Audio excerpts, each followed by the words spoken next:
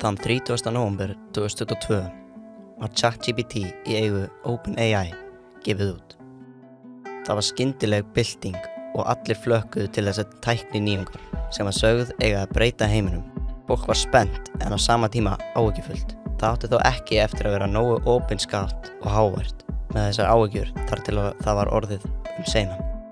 Í þessu myndbandi verður fjallað áhrif gervigreindar á umhverfið og loftslagið og hvað heimurinn getur gert til þess að hafa minni áhrif á plánetuna og annað fólk. Þið hafið eflaust heyrt að gervigreind slæm fyrir umhverfið. En hefur nokkuð tímann raunverulega velt því fyrir þér af hverju og reynt að taka skrifin til þess að minnka áhrif sem þú ert að hafa á umhverfið með því að nota gervigreind? Já, kannski, en líklega ekki. Þægindin sem gervigreindin veitir fólki geta verið svo mikil að fólk hættir að pæla í mögulegum áhrifum sem það getur haft á umhverfið. Og við erum sjálfur engin undantekning með þetta. En áður en við byrjum að útskýra hvernig gervigreind hefur áhrif á umhverfið þarf að taka fram að meiri hluti rafmagnsins sem gervigreind notar kemur á óendanýjanlegum orkugjöfum. Þessir orkugjafar eru mjög slæmir fyrir umhverfið og falla orkugjafar eins og kol, olía og gös í þennan flokk. Hvað heldur þú að fyrsta skrefið að því að búa til gervigreindarlíkan sé? Það er afar einfalt, þú þarf bara að þjálfa hana. Þetta er gert með því að mata líkanið upplýsingum. Þessar upplýsingar má finna á víð og dreif út allan heiminn. Til dæmis getur líkanum verið æfð af netinu, bókum, tímaritum og fleira. En þetta ferli er gríðarlega orkuhreyfandi. Til þess að sjá hversu miklu orku þarf í þetta má horfa til æfingar á GPT-3 líkani OpenAI's. Samkvæmt rannsóknum sem Stanford Háskóli í Kaliforníu gerði voru notaðir 1287 megawatt klukkutímar af rafmagni í að æfa þetta gervigreindar líkan. En megawatt klukkutími er mælieining fyrir rafmagn. Til þess að setja þetta í samhengi má sjá að æfing þessa líkans eyddi 500 tonnum af koltvíoxíð. En svo kemur tunglsins og tilbaka. Þetta nú þegar gríðarlega háar tölur og hjálpar það því ekki að hvert líkan á eftir öðru eyðir meira enn í fyrra þar sem það þarf alltaf meiri og meiri upplýsingar og kóða til þess að bæta líkanin. En af hverju sýnum við þá ekki hvað nýju líkanin er að eyða miklu, til dæmis GPT-4 eða GPT-5? Það er einfalt svar við þessu og sýnir það eitt af aðalvandamálum í gervigreinda-iðnaðinum. Fyrirtæki eins og OpenAI er ekki nóg opin með umhverfisáhrif líkana sinna. Það er því ekki til eins góða tölur fyrir nýju líkanunum eins og fyrir ChatGPT-3 líkanunu sem hefur mikið fyrir upplýsingar. Það er sitt eigið risar mál, en ef þið fannst þetta tölur vera háar, þá er eftir að bregða all verulega hér á eftir. Eftir að gervigreindin hefur verið æfð, er hún sjálfsögðu sett í notkun. Þá byrja fjörið, því nú fær fólk að nota hana. Ef gervigreindin er vinsæl, fellur langmesta orkunotkunin á þetta tímabil. Í hvert skipti sem gervigreindarlíkani berst fyrir fyrirspurn frá notanda eru orðin brotin niður í fullt af tölum. Þessar tölur eru svo sendar til gagnvera þar sem fullt af risatölvum vinna úr fyrirspurninni og senda svo svar tilbaka.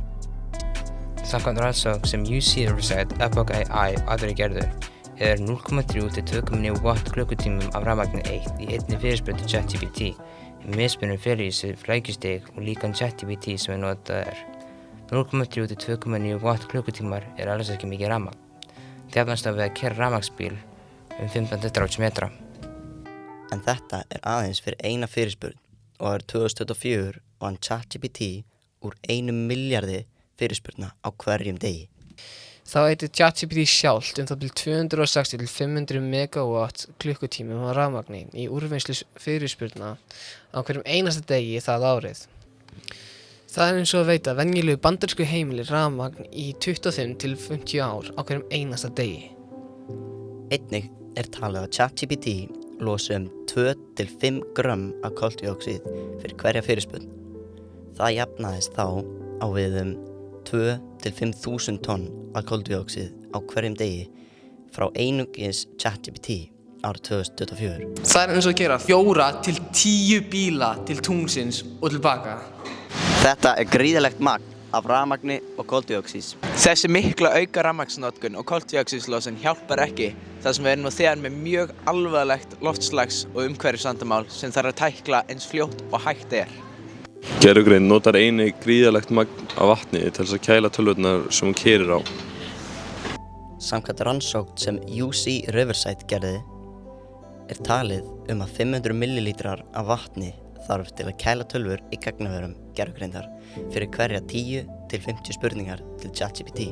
Og fyrst ChatGPT vinnur úr milljarða spurninga á hverjum einasta degi, notaði kringum 10 til 50 miljón lítra af vatni á hverjum einasta degi.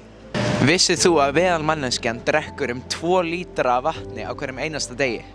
Ef við deilum því 50 miljón lítrum með 2 lítrum, þá sjáum við að ChatGPT 1 notar jafn mikið vatn og 25 milljónir manneskjur. Þetta háa magn vatns getur haft ægilega slæm áhrif á samfélög í kringum gagnaver gervigreindar sem þurfa þetta vatn. Vatn getur líka farið til 25 milljónar manna sem hafa ekki ennþá aðgang að hreinu vatni ennþann dag í dag. Nú þegar við höfum séð nokkrar tölur úr rannsóknum á umhverfis- og loftslagsáhrifum gervigreindar er auðvelt að gera okkur grein fyrir því hvað gervigreind er engan veginn skaðlaus. Það bætir heldur ekki úr skák við að gervigreindarframleiðendur eru ekki opnir með tölur fyrir umhverfis- og loftslagsáhrif líka sinna og að þeir nota oftast óendurnýjanlega orkugjafa í líkani sinni. Við tókum einnig viðtal við Ásu Berglind Hjálmarsdóttur. Hún er þingmaður hjá Samfylkingunni og annar varaformaður umhverfis- og samgöngunefndarinnar. Hvað finnst Alþingi umhverfis- og loftslagsáhrif gervigreindar? Alþingi hefur ekki ályktað neitt sérstaklega áhrif gervigreindar á loftslagið, en það er von á nýjum lögum loftslagsmál í vetur og það er spurning hvort að það verði ávarpað eitthvað á þeim stað. En svo er svona kannski hægt að horfa í aðra þætti eins og til dæmis stefnu stjórnvalda aukna orkuöflun og þau hafa líka talað að vilja byggja upp gagnaver á Íslandi þar sem að væri þá hægt að vera með þessa reikni getu eða ég veit ekki hvernig maður orðar þetta hérna á landinu. Þannig að ef eitthvað kæmi fyrir og við þurftum einhvern veginn að geta haldið utan eitthvað slíkt sjálf þá væri það möguleiki. En ég er nú ekki mjög djúpt inn í þessu en svona þetta er það sem ég get kannski sagt þetta. Já, hvað er verið að gera í umhverfis- og loftslagsáhrifum gervigreindar innan Alþingis? Það er nú þetta eins og ég var að segja. Það er verið að horfa á græna orkuöflun og það er líka verið að horfa svona almennt á hvernig við getum farið betur með orku á Íslandi, til dæmis varðandi það að reyna að finna meiri jarðhita og það sem kallast köld svæði. Af því að á mörgum köldum svæðum á Íslandi þar er verið að hita upp vatn með rafmagni og það er mun betra ef við getum borað eftir meiri heitu vatni og þar með nýtt minna rafmagn. Svo er líka verið að vinna núna atvinnustefnu eða einhvers konar vaxtaplan sem að segir þá til það hvernig ríkið ætlar að sækja fram þegar kemur að því að byggja upp atvinnuvöxt og auka hagvöxt og það er mjög skýrt kveðið á loftslagsmál og að sá atvinnuvegur sem á að sækja fram með sé atvinnuvegur sem hefur ekki mjög þungt kolefnisfótspor. Hvað geta fyrirtæki og einstaklingar gert til þess að minnka áhrif gervigreindar á umhverfið og loftslagið? Sko, það sem þeir geta gert er að hugsa með sér áður en þeir byrja að nota gervigreindina, hvort að það sé raunverulega þörf á því að vera ekki að nota hana meira en þeir þurfa. Eins og kannski ekki vera að leika sér mikið að búa til stór vídeó eða myndir að óþörfu því að þetta tekur vissulega rafmagn. Og ég hef nú þekki alveg fólk líka sem að til dæmis bara er alferðið á móti gervigreindinni út af neikvæðum áhrifum á umhverfi og þannig að það er svona mismunandi skoðanir á þessu en svo getur hins vegar gervigreindin unnið með okkur að alls konar verkefnum sem að svo hafa jákvæð áhrif á umhverfið af því að hún hefur þannig reiknigetu að hún getur fundið út úr ýmsu sem að við getum ekki fundið út með mannsheilanum nema með mikilli vinnu margra í langan tíma þannig að það eru kostur og gallar. En hefur Alþingi áhyggjur af áhrifum gervigreindar á umhverfi og loftslagið? Ég hef ekki heyrt mikið tala það á Alþingi þannig að ég held held að það sé ekki miklar áhyggjuraddir hér það. Og ég sé í raun og veru svona skýrmerki í mörgum ræðum þingmanna þeir eru að nýta sér gervigreind. Já, ok, takk. Nú getur þú eflaust velt þessu eitthvað fyrir þér og vonandi pældir þú í því hvað það væri hægt að gera til þess að bæta þetta. Kannski hvað er verið að gera til þess að bæta þetta nú þegar. Sem Íslendingar getum við þá einnig haft áhrif á umhverfis- og loftslagsáhrif gervigreindar. Eins og staðan núna nota flestir gervigreind mjög ábyrgð. Margir nota hana sem leiktæki til þess að búa til myndir og stríða henni, sumir sem sálfræðing og aðrir sem leitarvél.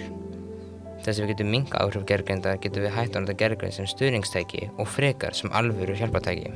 Það sem við eigum við með þessu er að nýta gervigreindina á skynsaman hátt, þannig við eyðum ekki of miklu af vatni og rafmagni. Við getum verið skýr með það sem við þurfum, til dæmis með því að taka fram hvort við þurfum langa útskýringu að stutta. Og við getum notað sérhæfða gervigreindalíkön, til dæmis notað stærðfræðiæfða gervigreind fyrir stærðfræði eða forritaræfða gervigreind fyrir forritun. Þetta eru aðeins örfá dæmi um betri nýtingu af gervigreindar fyrir umhverfið.